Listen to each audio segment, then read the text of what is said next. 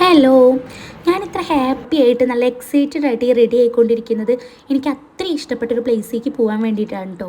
വേറെ എങ്ങോട്ടല്ല, ഗുരുവായൂർക്കാണ് നമ്മളിന്ന് പോകുന്നത്. ഈ സെറ്റും മുണ്ടൊക്കെ എടുത്തിട്ട് നല്ല സുന്ദരിയായിട്ട് പോകണമെന്ന് പ്ലാൻ ചെയ്തിരുന്നതാണ് ഞാൻ പ്ലാൻ ചെയ്തപ്പോൾ ഒന്നും നടന്നില്ല. അവസാനം ഞാൻ ഈ ചുരിദാർ ഇട്ടിട്ടാണ് പോയത്. എപ്പോഴും നമ്മൾ പ്ലാൻ ചെയ്ത പോലെ ഒന്നും നടക്കണമെന്നൊന്നുമില്ലല്ലോ. അല്ല, അങ്ങനെ നടന്ന എന്താ ഒരു രസമുള്ളത് ലൈഫിൽ എന്താണോ നടക്കുന്നത് അതിനനുസരിച്ച് പോകാനാണ് എനിക്കിഷ്ടം. ഞാൻ അവസാനം നമ്മളിതാ ഗുരുവായൂർ അമ്പല നടയിൽ എത്തിയിട്ടുണ്ട്. ഭയങ്കര തിരക്കായിരുന്നു കേട്ടോ. വെക്കേഷനും അതുപോലെ തന്നെ സൺഡേ ആയിരുന്നു ഞങ്ങൾ പോയിരുന്നത്. പല നാട്ടിൽ നിന്ന് പല ഭാഷയിലുള്ള എത്രയോ ആളുകളുണ്ടായിരുന്നു അവിടെ. ഇവിടെ ഇങ്ങനെ പോയ ഒരു തരം പോസിറ്റീവ് എനർജിയാണ് മനസ്സിനും ശരീരത്തിനും. ഈ പായസത്തിൻ്റെ നീണ്ട ക്യൂ കണ്ടപ്പോൾ ഞാൻ നേരെ പോയിട്ട് പാൽപ്പായസത്തിന് ഷീട്ടാക്കി. എനിക്ക് പേടിയായിപ്പോയി ഇനി പായസം എങ്ങാനും കിട്ടാതെ പോയാലോ എന്ന്. അതൊക്കെ വാങ്ങിയതിന് ശേഷം ഞാൻ നേരെ പോയത് നമ്മുടെ പൂ മേടിക്കാനാണ്. ഈ മുല്ലപ്പൂ വെക്കാൻ എനിക്ക് ഭയങ്കര ഇഷ്ടമാണ്. പ്രത്യേകിച്ച് ഇവിടെ വന്നാൽ എനിക്ക് മുല്ലപ്പൂ നിർബന്ധമാണ്. ഈ മുല്ലപ്പൂ മേടിക്കാൻ പോകുന്ന ഈ വഴിയൊക്കെ ഉണ്ടല്ലോ, അത് കാണാനും അതിൽ കൂടെ നടക്കാനൊക്കെ ഭയങ്കര രസമാണ്. അങ്ങനെ ഞാൻ വന്നത് പടിഞ്ഞാറൻ നടയിൽ കൂടെ ആയതുകൊണ്ട് തന്നെ ഈ പൂക്കച്ചവടക്കാരൊക്കെ വളരെ കുറവായിരുന്നു.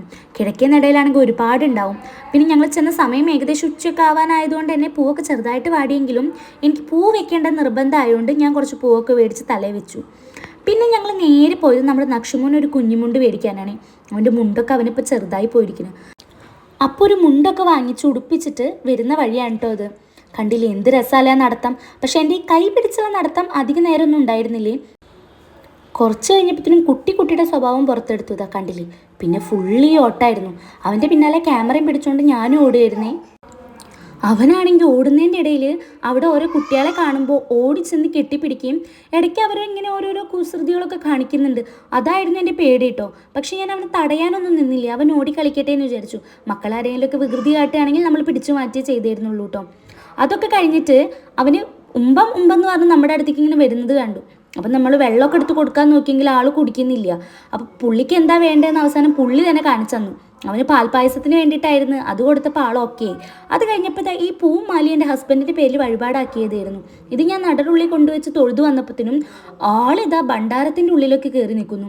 അവിടെ ഇപ്പോൾ ഈ ഭണ്ഡാരം ഒക്കെ വന്നിട്ടുണ്ടല്ലോ, അതിൻ്റെ ഉള്ളിലായി പിന്നെ ഫുള്ള് കളിയും. ആ ഭണ്ഡാരം മറിഞ്ഞ് തലേ വീഴാൻ ദൈവഭാഗ്യം. അവൻ ഇത് അങ്ങോട്ട് വലിക്കുന്നു, ഇതിങ്ങോട്ട് വലിക്കുന്നു. ഇതെങ്ങാനും വീട്ടിൽ കൊണ്ടുപോകാൻ പറ്റുമെന്നാണ് പുള്ളി നോക്കുന്നത്. അങ്ങനെ അവൻ്റെ അവിടുത്തെ കളിയൊക്കെ കഴിഞ്ഞ് നന്നായൊരു പ്രാർത്ഥനയൊക്കെ കഴിഞ്ഞതിന് ശേഷം നമ്മൾ വീട്ടിലേക്ക് തിരിച്ചു കൂട്ടാം. എത്രയും പെട്ടെന്ന് വീട്ടിലെത്തിയാൽ മതി എന്നായിരുന്നു എനിക്ക്. വേറെ ഒന്നിനും വേണ്ടിയിട്ടായിരുന്നില്ല, ഈ പാൽപ്പായസം കുടിക്കാൻ വേണ്ടിയിട്ടായിരുന്നേ. അതൊന്ന് കുടിച്ചപ്പോഴാണ് എനിക്ക് ആശ്വാസമായത്.